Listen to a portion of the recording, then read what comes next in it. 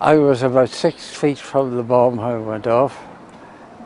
The building fell on top of me. My skull was split in 3 places. The nerves were cut across. The eye cage in my skull disintegrated in my head. The roof of my mouth was blown out. My eyes were sitting in my cheeks. I had a 9-inch scar on the side of my jaw, part of my jaw missing. I had ribs broken, my hips smashed, my pelvis broken 3 places with 2 legs smashed.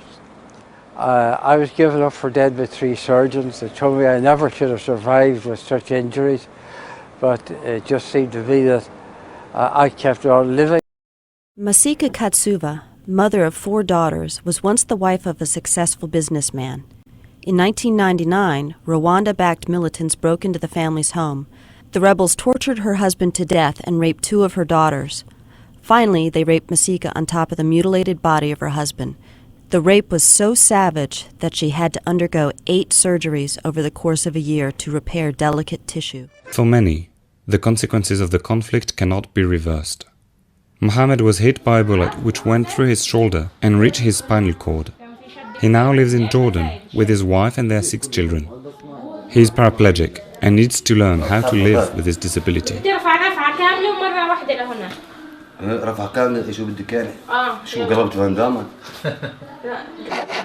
Michael Aniwar was just 13 when the rebels took him. I was abducted with my brother, and they told me I had to kill my brother and other people. If I didn't, I would be killed. They also told me to give them some money, but I didn't have money, so I was forced to kill my own brother. My own brother. Studies on child soldiers in Uganda who returned from the battlefield show they have a wide range of problems like post-traumatic stress and depression. This is the grave of our sister. According to research by the University of Hamburg, half these children have killed someone, and more than a quarter have been raped. Getting the right care is tough. There is only 1 psychiatrist for every 1.3 million people in Uganda.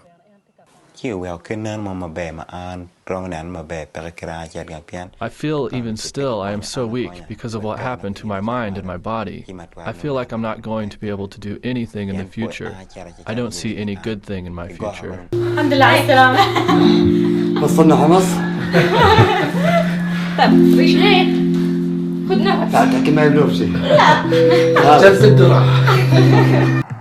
Luis and I travelled to the remote rural district of Tenga, north of Maputo, to meet Augusto Payani, a 72-year-old man who stepped on a landmine on the 5th of October 1984, whilst he was working on the railways. Since that date, he has not been able to access a clinic and has pieced together his own prosthetic leg out of wood, cloth and string. Está estragado, mas como se amarrado, né? Conseguir em pé. Por isso, mas quando consegue meter isso, é que para não sair o frio. Tem maneira de pôr os meios, dobrar a coisa para não encostar aí.